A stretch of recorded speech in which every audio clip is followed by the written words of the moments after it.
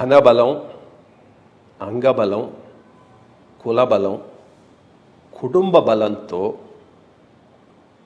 రాజకీయం చేస్తాం, గెలుస్తామనుకునే వాళ్లను ఓడించాల్సిన బాధ్యత ప్రజలపైన ఉన్నది. ఎందుకంటే డెమోక్రసీలో, ప్రజాస్వామ్యంలో ఈ నాలుగుకి తావులేదు. దురదృష్టం ఏంటంటే వచ్చే ప్రతి అభ్యర్థి దేంట్లోనో ఒక దాంట్లో ఐడెంటిఫై అయిన టైప్లోనే వస్తున్నారు. అటువంటివి ఏవీ లేకుండా ఈరోజు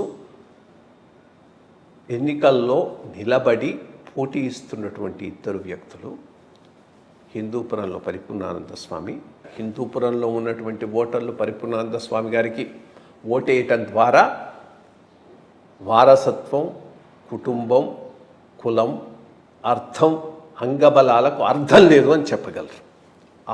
అదొక ఆపర్చునిటీ వాళ్ళకు.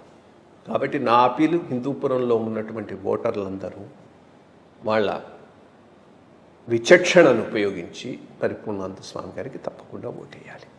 40 లక్షలు I think the permitted limit, అంతవరకే నేను ఖర్చు పెట్టుకోగలను, దాంతోనే నేను చేస్తాను. మిగిలిన వాళ్ళు కూడా ఛాలెంజ్ చేస్తున్నారు, మీరు ఎవరైనా దానికి కన్ఫైన్ అయ్యి చేయగలరా, రెడీయా? అంత ట్రాన్స్పరెంట్గా కమిటెడ్గా వచ్చేటటువంటి వాళ్ళు మనకి ఈ రోజుల్లో ఎవరు లేరు. ఒకళ్ళు ఇద్దరు నిలబడితే వాళ్ళ ద్వారా మొత్తం ఎలక్టరల్ సిస్టమ్కి ఒక మెసేజ్ పంపించాల్సిన బాధ్యత ఓటర్ల మీద ఉన్నది. కాబట్టి హిందూపురం ఓటర్లకు నా విజ్ఞప్తి, పరిపూర్ణానంద స్వామి గారికి ఓటు.